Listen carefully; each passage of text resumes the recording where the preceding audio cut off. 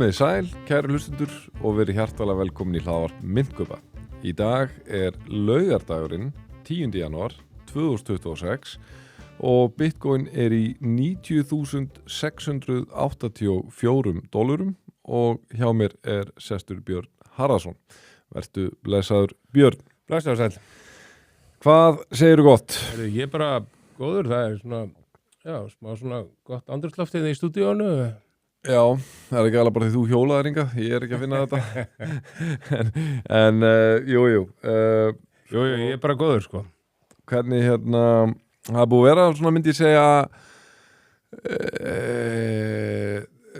svona talsverð, það búið að vera nokkur fjöldi af áhugaverðum fréttum. Já. Sem merkilegt hvað samt fá litla athygli.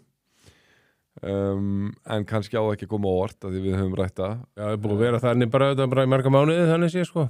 Og eins og ég sé þetta, það svona já, það má segja sér nokkra stóra en ég held að stærsta fréttin sem ég held að við byrjum klárlega á að það er tvær fréttir sem varða Morgan Stanley en sem sagt stærsta fréttin að MSCI sem við höfum fjallað áður sem stendur fyrir Morgan Stanley Capital International sem þetta fyrirtæki á vegum Morgan Stanley sem eitthvað leiðandi í þessum index, þessum vísitölum að það búið að tilkynna að það ætli ekki að halda sem sagt því til streitu að fjarlægja eða gera þá kröfu til þessara vísitalna sem þeir að setja saman að eins og krafan var sem þeir stemd á að taka upp að ef þú værir með meir en 50% af heildareignum í einhverju eign eins og Bitcoin eða annar rammynt að þá eru ekki í þessum indexis hjá þeim. Já, sem að gefa þá möguleika á því að MicroStrategy, þetta fjallar svolítið MicroStrategy, þú þetta fjallar hinn líka. Já, Strategy. Já, Strategy, fyrir ekki. Áður MicroStrategy, en já, sko, út af því að af hverju þetta svona rosalega stórt? Vegna þess að svona viðteknasta skýringin á því hvað orsakaði þetta algjöra hrun 10.10. Í fyrra, 10. október þennan örlagaríka dag sem margir vilja meina hreinlega bara markaði þáttaskil milli einhver svona vonbrigðis bólamarkaðar og svo mögulega bjarnamarkaðar. Auðvitað var þetta margþætt, margar skýringar, margt sem gerist og við tókum heilan þátt þetta en sko svona eftir á þá fór að svona, já, það má held ég segja að það hefur verið einhver viðteknasta skýringin að þessar upplýsingar lágu fyrir að það væri verið að fara að útiloka Strategy og önnur svona crypto treasury fyrirtæki frá þessum vísitölum og af hverju skiptir þetta máli? Jú, vegna þess að það svo mikið af stórum aðilum með mikið innstreymi fjármagns inn á markaði sem fjárfesta eingöngu í hlutabréfum sem eru á þessum vísitölum. Ég heyrði eitthvað staðar í einhverja tölu sem var eitthvað kringum 50% af öllum hlutabréfa kaupum væri í gegnum einhvers konar vísitölur. Já, ég meina, þú veist, ef maður tekur auðvitað það lélegt dæmi að taka því að hlutabréfamarkaðurinn í Bandaríkjunum einhver mest lifandi markaður í heimi á meðan hlutabréfamarkaðurinn á Íslandi það ekki. En það segir samt einhvern veginn að þú veist, það þetta gríðalegt fjármagn sem maður myndi fara bara svona, hvað að segja, svona passíft inn í þegar að kaupa Strategy, þú veist, ef þú ert að kaupa vísitöluna hjá aðili sem ekkert endilega að hugsa að kaupa Strategy. Já, 100% sko og sem sagt það hefur bein áhrif á Bitcoin kaup vegna þess að það gefur þeim meira færi strategi og öðrum fyrirtækjum á að auka hlutafé og útvega sér þannig fjármagn til að kaupa meira bitcoin en punktur minn með Ísland var að þú nefnir yfir 50% í Bandaríkjunum, ég skal vel trúa það sé satt, ég held að talan, ég er ekki með en tölur á Ísland en ég er ekki hissa að væri meira 90% sko, almenningur er ekki að kaupa mikið. Þetta er eiginlega allt einhverjir hérna sjóðir en það sem ég var sérstætt við þetta sko að strategi fór ótrúlega mikið niður bara verðið á hérna hlutabréfum þeirra fór rosa mikið niður við þetta á sín tíma þegar þetta kom fram meðal annars fyrir utan þetta bara kryptomarkaðurinn í heilsinni út frá þessu 10.10. Við gefum okkur það hafi haft mikil áhrif hækkaði ekkert mikið við þetta. Nei, einmitt. Þetta var aðeins byrja þarna... Það var eitthvað mest 5% yfir daginn eða eitthvað svolítið, sko. Já, markarna var farin eins og ég sagði, sko. Ég veit ekki, ég er alveg bara mannlegur, þannig þetta var ég aðeins farin að svona kíkja á þetta og voru svona smá fara að örla á einhverju spenningu og eftirvæntingu hjá mér. Ég sá Bitcoin vera nálgast 95.000 og í Ethereum var nálgast 3.3 og XRP var komið í 241 og Solana var komið í 140 og hvað en svo eitthvað bara að gerist ekkert að bara líða 2-3 dagar og allt inn eitthvað svona er þetta aftur komið svolítið við erum bara eitthvað að ströggla hana við 90K-in og í því eitthvað að svona hérna róa rétt yfir hérna 3000 en já. En það er ein hlið á sig sem ég verið eða komið þegar ég hef verið svona og sá aðilega okkur sem hefur svona komið reglulega með einhverja samsæriskenningar og ég veit hvað það var að segja, það var eiginlega næstu mútur þú ert að pæla núna í að þetta er Morgan Stanley og að þeir séu var komið Nei, ég ætla að byrja annars staðar það er reyndar áhugaverður punktur en þú veist, við rifum upp samtala okkar hérna fyrir einhverjum síðan þegar þetta kom fram þá sagði ég í þættinum að þú veist, maður gæti alveg velt fyrir sig svona þessa manipulation, þessa stóru aðila að þú veist að það væri verið að grípa tækifæri að koma og keyra markaði niður og meðal annars koma með þessa vangaveltur eða þetta að þeir ætla að taka þetta út til þess að keyra verða á Bitcoin niður og keyra verða á markaði niður. Og ekki síst sko einmitt öðrum myntum heldur Bitcoin. Já, og svo hugsa ég þegar þetta kom núna ákveðið í janúar sko, einhvern veginn sko,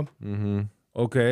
var þetta alltaf planið? Það var að tilkynna þeir var að hugsa að taka þetta út, segja núna þeir ætla ekki að gera þetta og ég ætla bara að fá leyfi til að segja það, að því ég er ekkit endilega að hissa þá bara hérna,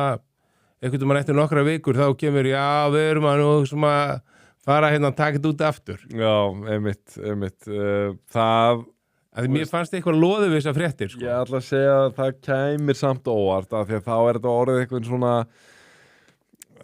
þá er þetta orðið svo bersýnilegt manipulation, skilur þú veist, fattar, en ég er alveg sammála, en ég held að niðurstaðan sé bara út, þess vegna hristi maður svo hausin þegar maður er búin að fylgjast með þessu, þeir sem segja eitthvað, já, kryptomarkaðan, hann er svo mikið manipuleraðar af stórum aðilum, heldur þú að, þú þarft ekki að fylgjast bara, af svona einhverri skynsemi og gagnrýn hugsun, bara með mörkuðum almennt, og þú sér hvað þeir eru allir manipuleraðir mikið. Já, ég meina, þú veist, það er alveg... Auðvitað áttægjum með því að eftir þessi markaðurinn meira rótgróin stærri eins og hlutabréfamarkaðurinn er sem er bandaríski hlutabréfamarkaðurinn 10-15 stærri heldur en kryptomarkaðurinn. Hreyfingarnar og sveiflunar eru þetta minni, sko, en það er sannarlega verið að manipulera hann. Við vitum það með gull og silfur og JP Morgan og þeir voru dæmdir til mikillar sektar á sín tíma. Og það eru sumir aðilar sem segja það, þú veist, að ef að þessi stóru aðilar vilja halda verðin á Bitcoin í einhvern langan tíma á bilinu 85 til 98 geta það nokkuð vel, sko. Já, ekki spurning, sko. Þú veist, ég held að eina sem þú veist, gæti svona sprungið andlita á þeim, en það er bara svo erfitt að sjá að gerast eitthvað á næstunni, eins og segir, eitthvað næstu mánuður eða eitthvað. Það er einmitt, þú veist, ég held að alveg saman hversu stóru ert, þú getur ekki beislað eitthvað svona global maníu hjá fólki, skilur, þú veist, ef við myndum sjá breiðast út bara eitthvað global kaupmaníu, þú veist, mér er alveg saman hvort þú sért Morgan Stanley, JP Morgan, BlackRock, þú veist, hver sem er, þú getur ekki beislað það, en einmitt meðan þetta er svona, þáttakan er dræm, veltan er lítil, ekki spurning, þú getur verið að manipulera þetta. Meni, eins og við komið fram, ég er bara ekki nógu vel að mér í þessu að þú veist þessi stóru vogunarsjóði sem er að kaupa í ETF, Bitcoin ETF, þeir eru líka að hetsa sig á móti með sjorta en sem er enda mjög eðlilegt sem í sko tilviki vogunarsjóði. Og þú geta haft einhverju svona alls konar áhrif, en svo er þetta bara svona eins og bara þegar gulli fór að keyra virkilega og þú veist, fólk fór að mynda straðir hér og þar og eins og í þessu, segjum að þau væri að stýra þig einhvern veginn, það er, þú veist, það scenario sem ég segi alveg geta, þú veist, komið í veg fyrir eins og þú ert að tala um, það getur líka bara, þú veist, það getur alltaf núna til þess að Abu Dhabi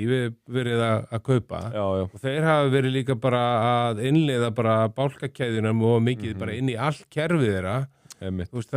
veist, við vitum alveg að, mannst eftir, ég veit að markaður er náttúrulega stærri og hefur ekki eins mikil áhrif svona stóru hlutur, mannst bara þegar Elon Musk tilkynnt að Tesla keypti, það bara tilkynninguna rauk upp 25% eða eitthvað, einmitt sko, en til að fylla þess inn í svona þessar vangaveltur hjá þér og það var þessi punktur sem ég var að nefna sem er mjög áhugaður frétt bara út af fyrir sig hérna er að Morgan Stanley einn stærsti bankin í Bandaríkjunum sem á þetta einmitt var að tilkynna núna bara í vikunni að hann er búinn að sækja 3 kaupallasjóði það er Bitcoin, það er Solana og það er Ethereum og áhugavert þessi röð sem þú setur það í því að þú veist, ég sé fréttina að daginn sem þetta kemur, þá er þetta Bitcoin og Solana og ég hugsaði, wow, það er ekki Ethereum því ég er alltaf haldið að þú veist það eru fyrstu 2 myndinar ekki spurning, og það heldur ekki komin orð að það er bara Bitcoin til að byrja með hvað séru? Það heldur ekki komin mann orð að það hefur verið bara Bitcoin til að byrja með og bara, þú veist, þessi aðili kæmi, þá myndi ég bara ég halda að vera í, ef við sætum þetta vorum að segja, ef Morgan Stanley kæmi inn þá var líklegst, það myndi byrja á Bitcoin en þannig tilkynna hann með Bitcoin og Solana og það er ekki fyrir daginn eftir sem þeir tilkynna þeir ætla að fara í Ethereum líka. En þú veist, það er ótrúlega að fylgjast með þessi Bandaríkjunum, þú veist, þú ert að koma með Morgan Stanley, þú veist, Bank of America sem er ekki komið spot ETF sem er búin að mælast til þess að þú útlutir 1-4% af eignarsamniðinu í kryptó, þú veist, BlackRock, Fidelity, Vanguard, þú veist, einn af öðrum og JP Morgan, ég verða viðkynna, ég las það ekki í smáatriðum, helst óbreytt afstæðan hjá Jamie Dimon gafart Bitcoin, en það var eitthvað tengt kryptó, það var ekki eitthvað svona fundamental og þeir voru ekki að sækja neitt eða eitthvað slíkt, en þeir halda svona áfram á þessari vegferð eins og þeir hafa sem alltaf gert það og Jamie Dimon hefur alveg margsinnis haft orð á því að fagna bálkakeðjutækninni en sko þannig að það er svolítið áhugavert að svona velta þessu fyrir sér hver verður mótstaðan og þú veist, en að sama skapi ótrúlegt að einhvern verða vitni að þessar atburðarás raungerast í bein útsendingu en momentumið er ekki að hreyfast í krypto. Já, og þú veist, bara fyrir hlustendur til að bara svona aðeins setja í samhengi þá hversu stór frétt þetta er. Þú veist, þetta staðista fréttin í þessu kaupallasjóðamálum er þetta BlackRock á sín tíma. Þú veist, ég get alveg reynt að færa rök fyrir því að þetta sé bara næstasta fréttin. Þú veist, ok, við erum að heyra öll þessi nöfn sem að hafa komið með kaupallasjóði og hlustundur heyra bara þessi nöfn. Það sem að átta sig á þegar þau heyra þetta með Morgan Stanley. Þetta er fullt af þessum bönkum búin að vera segist alltaf bjóð upp á að viðskiptavini geti keypt kaupallasjóði. Þetta er fyrsti bankin í Bandaríkjunum sem ætlar að koma með sinn eigin kaupallasjóð. Morgan Stanley er þetta búin að vera bjóð upp og þannig að þú veist, ok, kannski er þetta stór orð hjá mér sko. Já, þetta er góð búin sko. Það sem bara ég velti fyrir mér og veit ekki svari við sko, en það er hversu miklu máli breytir það fyrir markaðin, fyrir til dæmis sko innflæði fjármagns í þessar kaupallasjóði þegar þú ert nú þegar með BlackRock og alla sæla þar sem vistinni Morgan Stanley og annara banka geta verið að kaupa nú þegar að því þú veist, þegar BlackRock byrjar þá er það bara að byrja í eyðimörkinni og þess vegna er þetta svo risavaxi að stærst eignastýringaðal í heimi mæti leiks og opnin fyrir ykkur flókáttir sem áður höfðu bara verið lokaðar þannig að það er ekki verið að opna nýja flókátti núna þannig að ég veit ekki hver áhrifin ég hugsa líka bara að við förum inn eitthvað 2021 eða eitthvað þá líku við gáttu verið sitja hérna jafnvel og sagt bara hérna, heyrðu, Chainlink var að hérna gera samning við hérna veðurstofuna í Bandaríkjunum og allt rauku við erum bara að nota data frá þeim og svo hérna aðeins nokkrum mánuð seinna þá bara þú veist 100 sinnum stærri fréttir og áhrifin eru 100 sinnum minni þú veist að því þú veist næsta skref var þegar það institutions pælingarnar allavega þú veist það er þessir aðalega og þessir núna þá svona liggur ég segi bara ég ekki bara sleppa að tala þessi nýju sjóði, nýju samninga einhvern veginn, þú veist, þetta er ekkit þarna þú veist, í dag það sem ég vil bara þá sjá gera sem mun hafa mikil áhrif á markaðin þú veist, frétt hafa áhrif á markaðin á þessu ári, það væri bara svona að það byrjaði að koma fleiri og fleiri lönd sem ætla að setja þetta í forðansinn, einhvern veginn, sko Já, ég er samt Jú, að sjálfsögðu sko, en ég held samt einhvern veginn, ég upplita bara hann þetta er bara svolítið mikið stýrivextir og peningamagn í umferð sem ég er að horfa á og verður áhært svolítið að tala með peningamagn í umferð af því við erum búin að tala hérna þessi hugtök sko, hvað kallar þetta magnbundnar aðalskerðir, það er þá quantitative tightening og magnbundna íhlutun sem er þá quantitative easing hjá seðlabönkum og þá einhverjum seðlabanka Bandaríkjanna sem við erum að pæla í að það er hérna, ég var að kynna mér greiningu þessi efnis að eitthvað þá leið að þeir eru vissulega ekki að nota þetta hugtak quantitative easing en þeir eru enga síður að Seðlabankin er að kaupa eignir held ég fyrir $40 miljardar á mánuði. Af því að svona skýr það dæmið quantitative easing er þú ert til dæmis með ríkisskuldabréf eða aðrar eignir en oftast svona treasuries og Seðlabankin hann tekur peninga af sínum reikningi kaupir, þannig að hann tekur þá skuldabréfin af markanum og spýtir út hérna pening og þannig eykst peningamagn í umferð og svo öfugt er þá ef hann er með setur á eignum og er að selja það og er þá að taka til sín pening. En er ekki miklu meira peningamagn umferð miklu meira þetta? En sko Jú, en þú veist, þetta er samt svona, þú veist, ég bara skil ekki alveg af hverju það er ekki nota hugtakið, af hverju er eitthvað rægir við að nota þetta hugtak quantitative ísninga, því eins og ég skil það, þá er það að kaupa held ég fyrir $40 miljardar á mánuði, sko. Eru beislega að spýta. Þetta er búið að vera einhvern veginn rosa mikið síðustu ár bara, alveg síðan COVID, bara einhvern veginn, að það má ekki nota ákveðin hugtök, sko,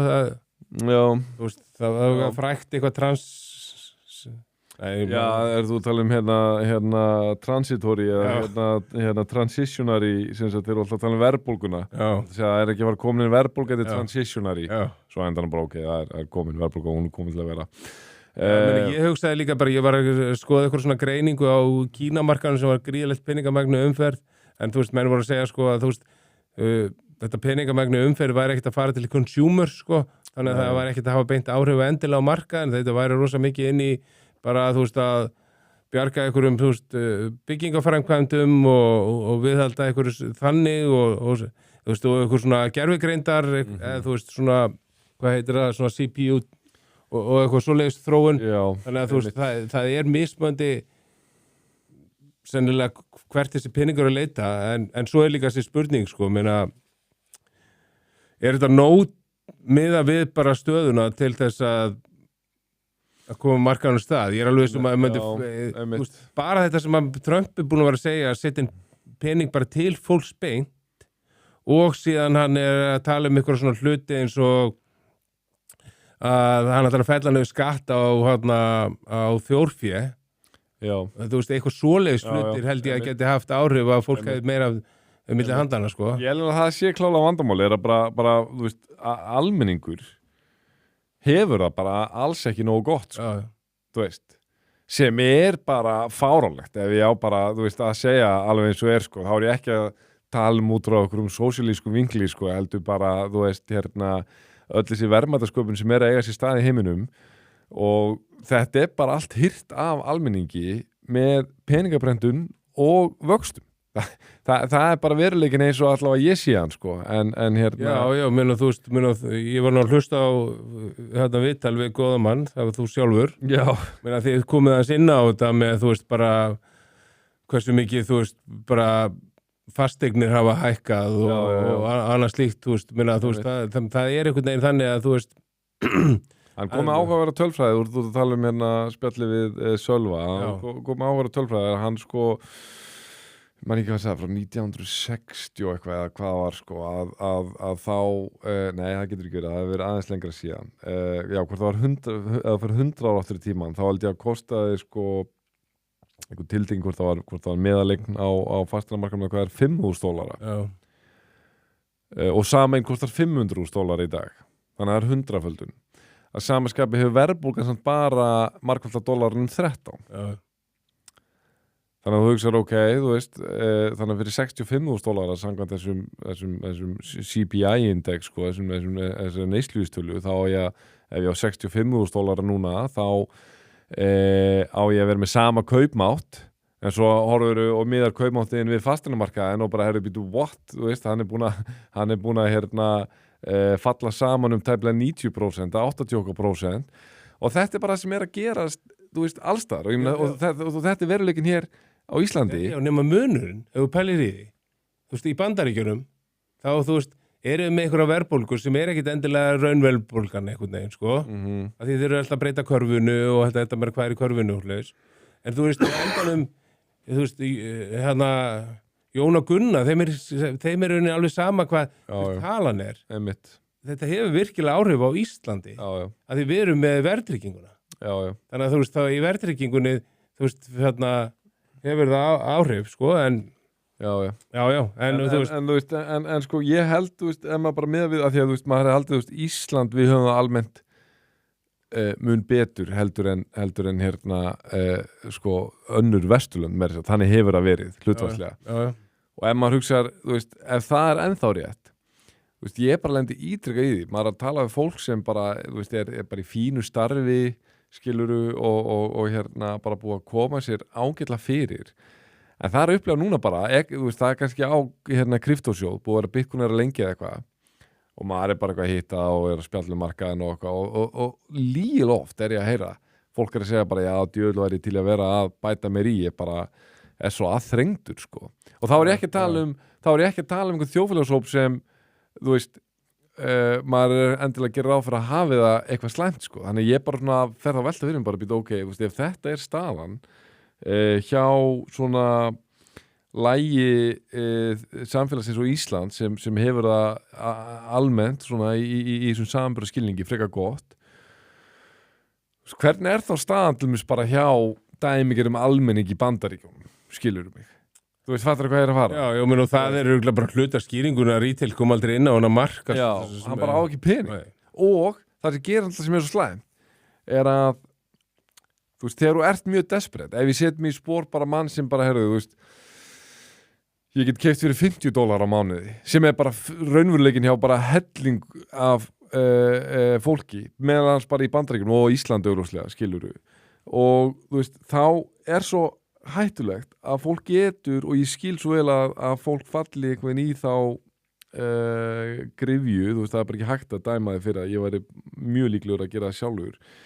er að hugsa bara, herru, fjandinn hafa, ég get ekki verið að kaupa Bitcoin fyrir $50 á mánuði, þú veist, og hvað, þú veist, eftir 10 ár er ég búin að setja $6.000 í, ok, og svo vonandi hækkar á okkur svo leiðis, heldur hugsaður bara, god damn it, það er þessi gaur sem setti $50 í Shiba Inu og hann á $1 million í dag, skilur. Þú fer að leita því og það er bara sem gerði, skilur. Ein activity á retail var þessi fjandars meme coin casino. Já, talandi um það er bara, að meme coins hækkuði alveg gríðarlega daginn, Peppi alveg rauk upp og Já, Bongo þetta og Doge náttúrulega og Shiba líka en það var náttúrulega bara markaðar lifnaði við í fyrst getur langur tíma og þau höfðu verið lamin lang mest niður en ég held að sé ekki að lesa ómikið úr því sko. En það eru fleiri fréttir Björn, þetta var nú bara svona útúr sko. Já, bara að því að við vorum að tala svona fréttinda 2021 þá ætla ég að segja eina 2021 frétt. Þarna líftækni fyrirtækja David Beckham var ákveða að pása þess að kaupa Bitcoin.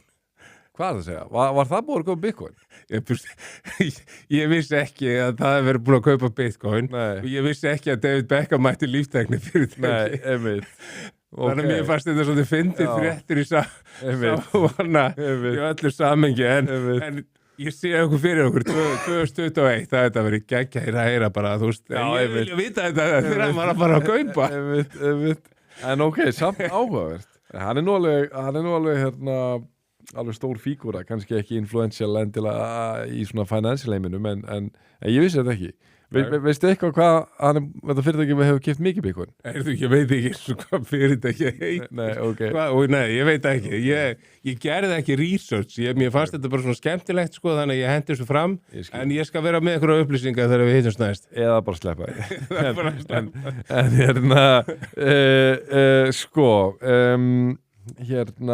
það er annað í þessu af því að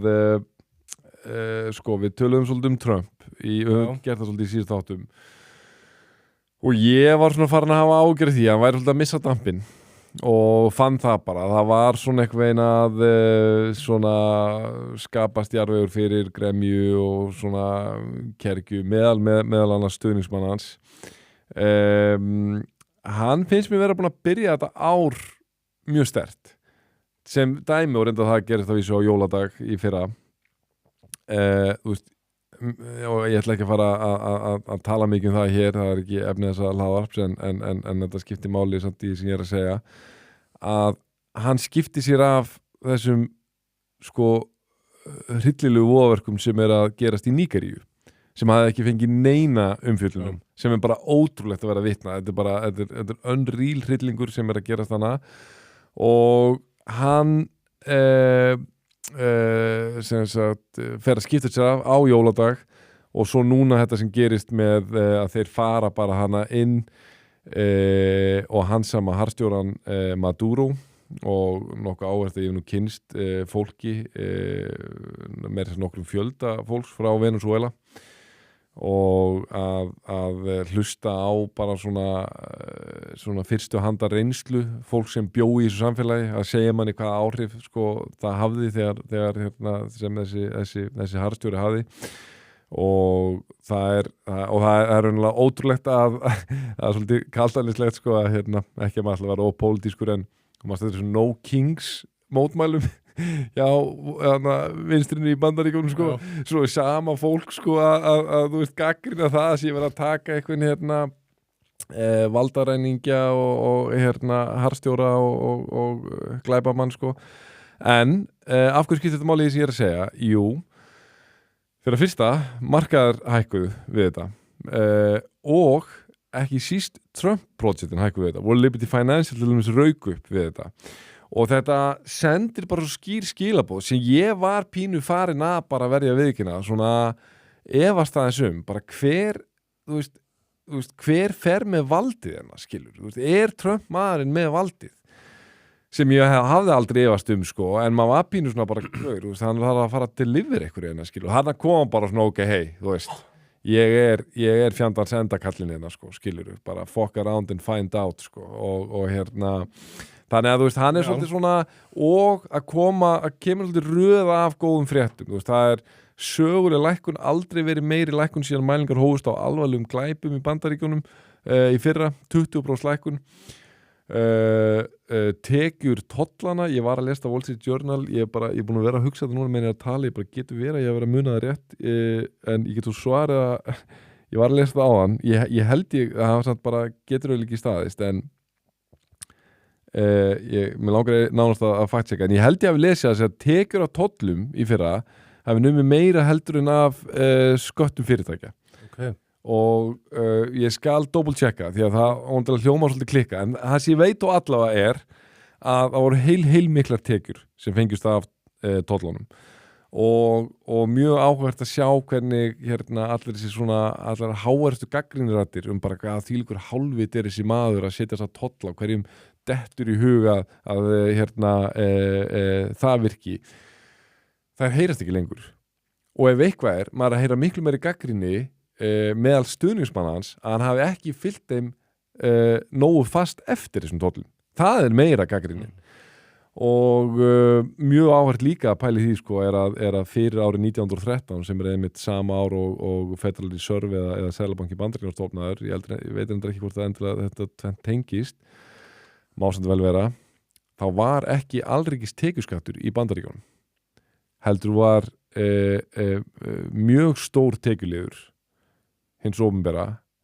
ríkisins voru tollar þannig að þú veist ég bara segja ég myndi segja svona árið 2005 fannst mér ekki vera gott hjá Trump sko, þá er ég að tala um narratífið skilur, nú finnst mér að vera búin að svona búm að fá smá momentum það sem ég að hugsa saman til þetta, mér langar að koma svo aftur tilbaka til Venezuela þegar við erum búnir, þú veist það sem ég að hugsa saman til þetta líka að, þú veist, ok, svo komið 2026 og það verða þessar svo kallar midterms kostningar og Trump vill ekki vera svo kallar sitting duck hann vill vinna hann verður að gera og til þess að þetta skiptir svo miklu máli upp á sko áhrifin og völdin raunverulega sem Republikanaflokkurinn og Forstin hefur að séum báða deildinar og þú veist og margir vilja meina það að hann studdi kryptomarkaðurinn og fólk hafi trúa á hann studdi markaðin í heild sinni og tæknimarkaðin og þú veist og þeir sem styrtan voru krypto- og tæknifyrirtæki og svo framvegis sko að þá mun hann vilja delivera líka fyrir það og vill vinna kosningarnar og til þess að vinna kosningarnar að þá þurfi hann að trúa að koma markaðurinn á stað þannig að þú veist það myndu margir segja sko hann verður að koma kryptomarkaðurinn á stað, hann verður að koma hlutabréfamarkaðurinn í svona góða trú einhvern veginn, þannig að hann verður að dæla meiri pening í umferð. Já, sko, þú veist, þetta bara eins og þú veist, ég horfa á þetta, að hérna, hvort sem hann líkar að betra að vera, þá hann orðin bara kannski of stórt að segja það, en þú veist, jú, ok, það kannski of stór orð, en ég ætla þetta að segja og þá fattar allavega hvað ég á við. Í ákveðnum skilningi hann orðin andlit kryptomarkaðarins hann búinn að gera sig að því og auðvitað þetta stór orð og aftur ég segi sko láttu 10 ár líða, 20 ár líða þá einu skipti máli bara tæknin og fundamentalin og hann mun ekki skipta máli í þessu en sannleikunum sá að þú veist mér langar að gera gott mót þú veist, vonandi á næstu 3, 4, 5 árum ekki endilega næstu 20 árum skiluru og þá þetta bara hannig að þú veist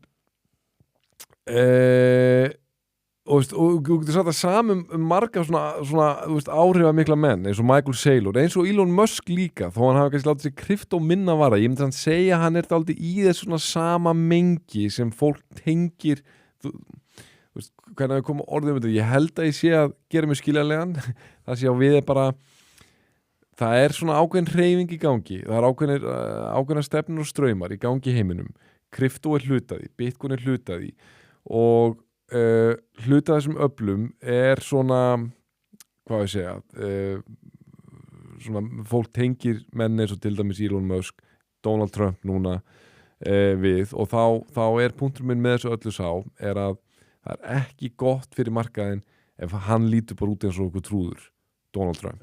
sem ég var í alvöru talað farin að hafa verulega áhyggjur af því mér fannst að vera búin að missa það mikið dampinn í fyrra ég var í alvöru farin að hugsa bara shit, þú veist, hvað þetta ár verður þannig að Trump bara actually missir það á það miklu leveli að meiri sem hörðustu stuðningsmennans get ekki lengur bara sagt að þetta fake news og gaurin solid og allt þetta heldur bara gaur eins og þú veist og svo tekið að dagskrá en bara því það var moment í mannum þegar ég var bara shit, hvað ég að lesa það var harmleikurinn með Rob Reiner leikstjóra að gera þessa frábæru mynd Stand By Me byggt á bók Stephen King The Body. Já, fullt af góðum myndum, sko. Já, hvað var það? frábær leikstjóri, sko, og hann deyr í alveg bara ömurlegum fjölskylduharmleik og Trump tvítar eitthvað að hann hafi verið drepinn vegna sem sagt, ég náði ekki einu hvert maðurinn var að fara, sko, en þetta væri eitthvað þetta væri einhver anti-Trump brjálæðingur fyrir að fyrsta Rob Reiner var demokrati, sko, en sem sagt, maður bara lasi þetta og maður var bara svona, ég hugsaði bara, er gaurinn mögulega búin að missa það? Nú finnst mér þetta aldrei bara svona, ok, I'm a believer again, sko, en ég er viðkvæmur, skilurðu, þú veist ekki fara að koma með eitthvað sprengju núna, skilurðu, þú ert með gott momentum núna og, ekki fokkað upp, ekki fara á, ekki hansama fórstöðara Grænlands og leiðan í járnum fyrir, dómstól í Bandaríkjunum, skilurðu, það er bara svona guðmugóður, ekki gera það, en Hann á Truth Social er eins og bara einhver maður sem er búinn með heila vodkaflösku í Breiðholti, sko, það er alveg getur ímyndaðar mannin, sko, ef hann væri, sko, í áfenginu, sko, hann hefur aldrei drukkið, sko, hann er átti að sjálf hann sagði bara, getur ímyndað mér, í glasi, sko, það væri ekki góð kokteil, sko. Heyrðu, maður fyrst fara aðeins í Venezuela, því ég er að tengja það við Bitcoin, ég ætla svona aðeins aðdraganda því, það er alveg vita það það eru viðskiptahagsmunir sem að hafa alltaf áhrif allavega þegar Bandaríkjunum fara inn í einhver lönd. Við þekkjum alveg Írak og Líbíu og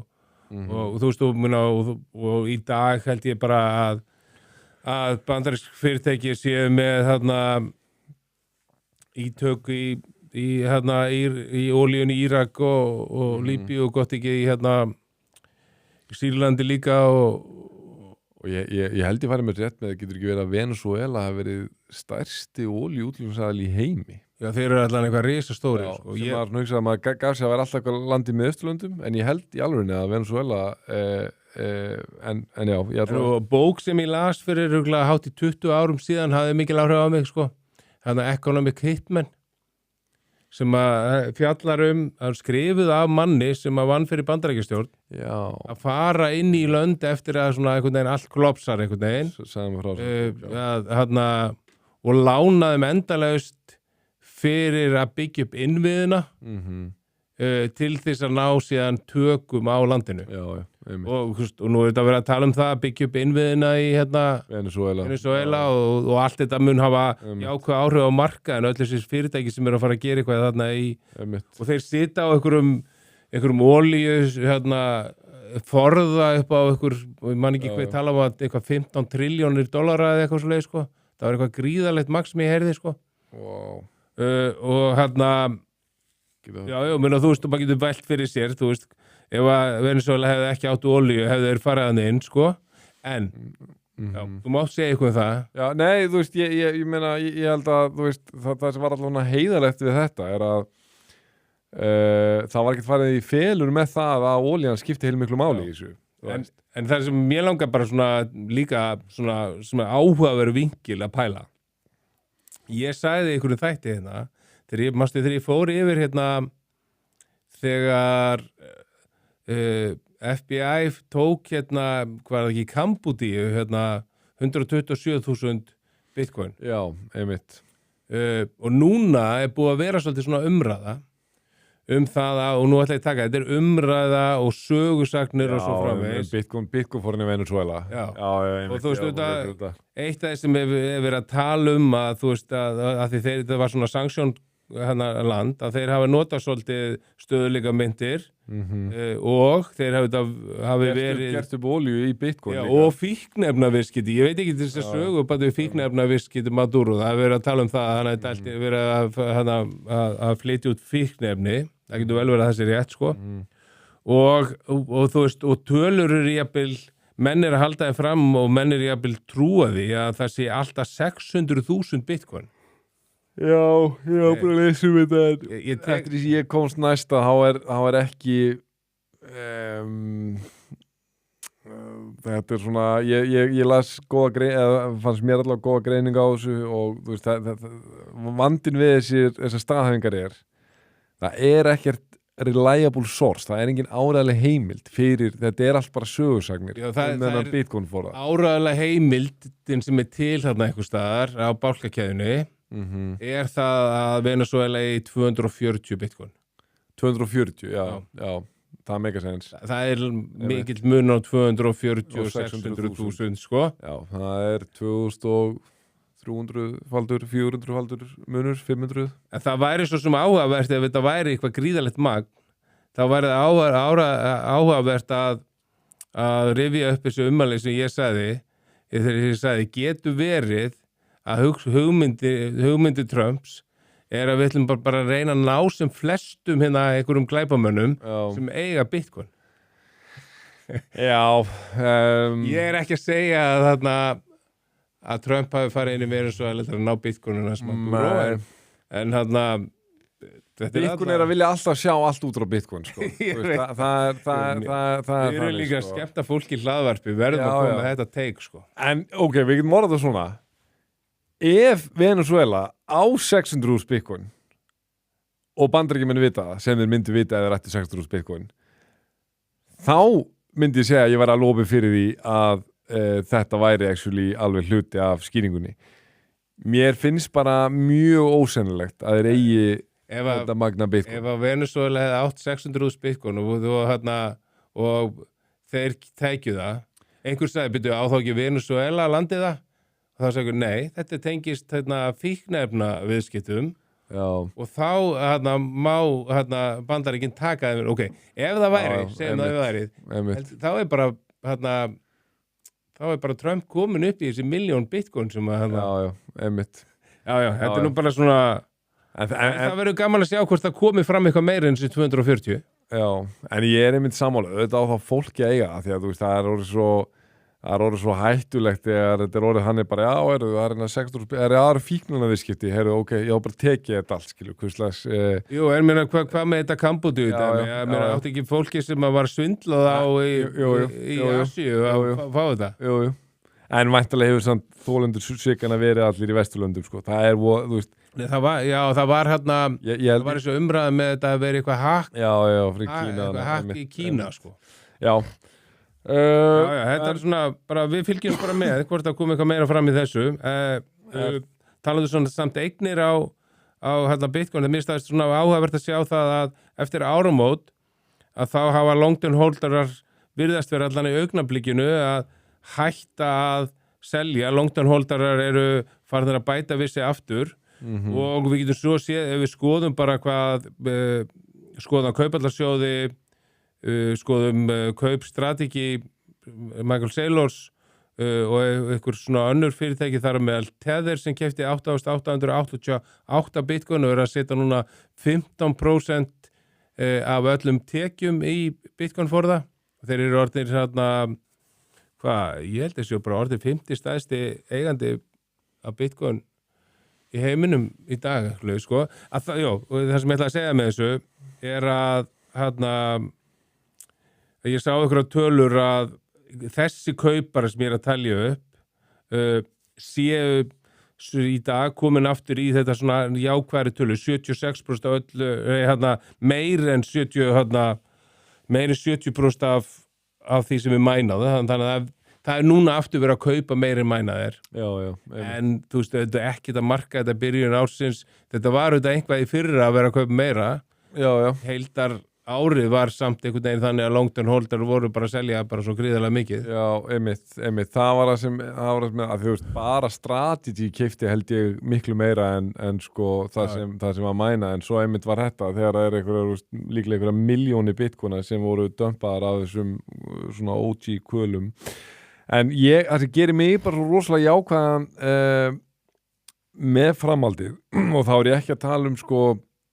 það sendilega búist ykkur miklum hækkun með næstu mánuð en ég ásamt svo erfitt með að sjá þó að séu þetta ekki hægt að útiloka neitt ég á svo erfitt með að sjá eitthvað svona katastrófíska atburðarás raungerast eitthvað á næstunni af því að þú veist, allir sér katalistar sem tryggar að markaði niður á við. Ég á svo erfitt með að sjá hann fyrir þú veist, sem ekki búin að raungerast, en þá gæti alltaf eitthvað sagt að slíkir katalistar eru þannig í eðli sína að maður sér þá aldrei fyrir sko. Nei. Alveg eins og við töluðum skilja allir sem Guerra og Palo þetta að tala enginn það að allt í einu gæti þessir OG kvalir farið að dömpa einhverju milljónum bitcoina sko, þú veist, það kom eitthvað sem þrjumúr heiskjur lofti fyrir alla sko, sem núna þegar maður lítur í baksíspeil og ég veit ekki að ég ekkert hugleitt að eitthvað þannig skilur ég enda, ég verði að veikina, ég hef ekki hugmyndum að rættu svona mikið ennþá að hérna já, ég var þú veist ekkert búin að pæla í því sko, en fattur hvað að fara, mér finnst eitthvað bara svona það hægt og bítandi að malla áfram þessar jákvæðu fréttir og þá það fréttir sem röfulega skipta máli, ok, þú nefnir skemmtilega fréttir svo með David Beckham sem að þessu var neikvæð frétt en sem að það jákvæð frétt, það fréttir skiptir ekki máli Morgan Stanley skiptir máli það að MSCI sé að afturkalla ákvörðun sína eða tilkynna það að þeir ætli ekki að útiloka strategy og þessi crypto treasury fyrirtæki frá þessum vísitölum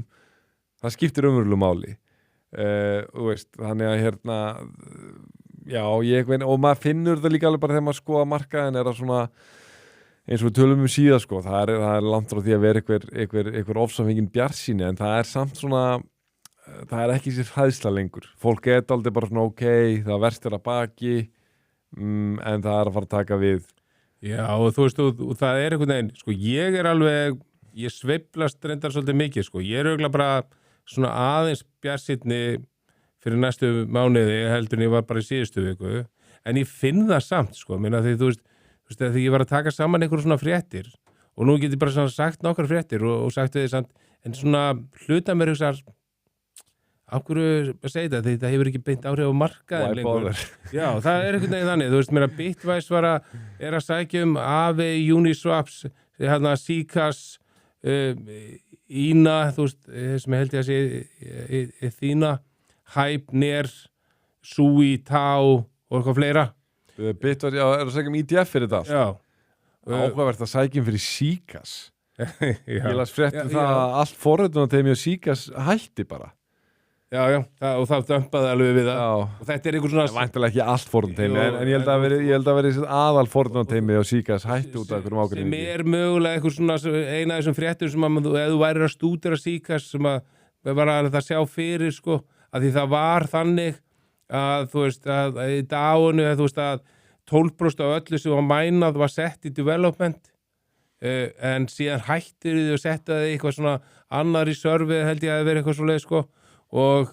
development teimil var að mótmæla þessu sko þannig að þú veist það er alveg ástæður fyrir því en þú virkilega trúðu ef allir sem keiftu Sikas voru þeir sem trúðu á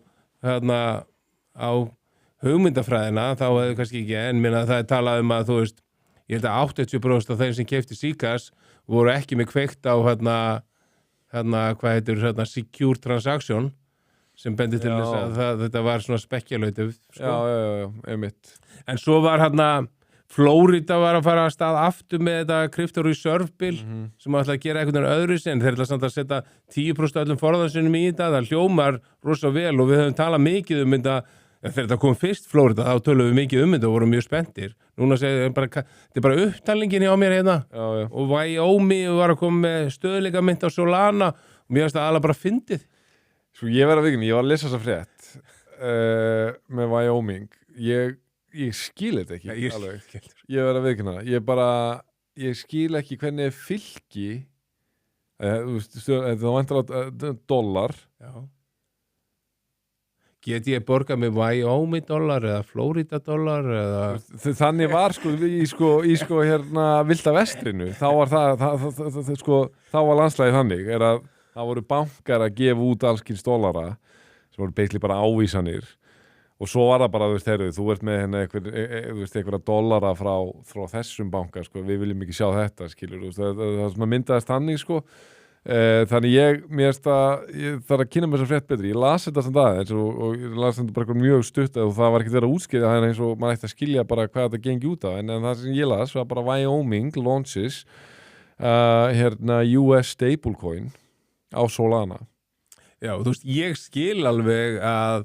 bankar og eitthvað svona fyrirtæki eða eitthvað svona að koma með þetta því þeir vilja bara svona en þú veist, bara í samkeppni við USDT og USDC en hvað Wyoming að gera? Já, en þú veist, punkturinn líka bara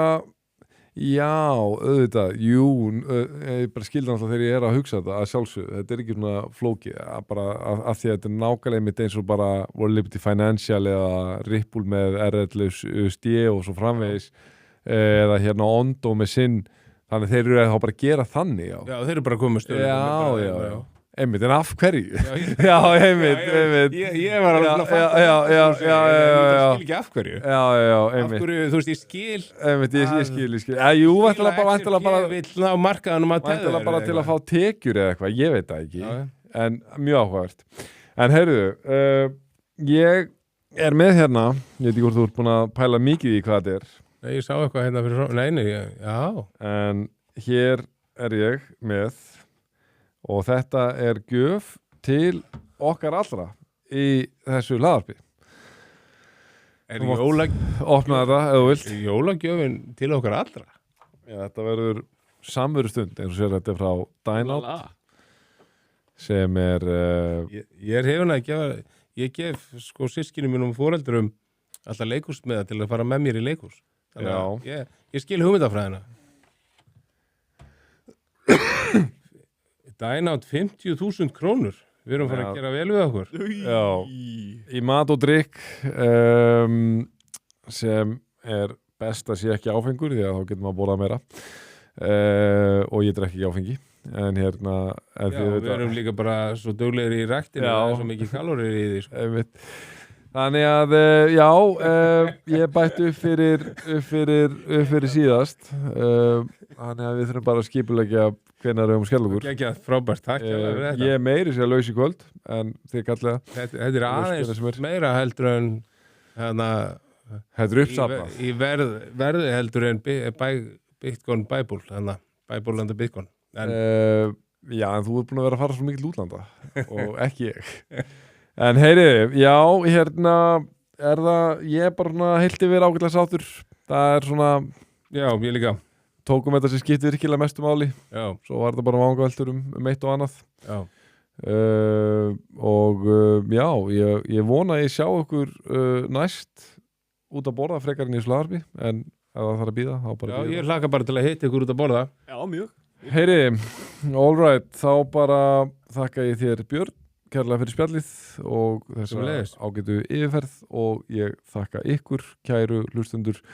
fyrir hlustununa og áhorfið og við heyrumst og sjáumst aftur að viku liðinni þangað til næst verið sæl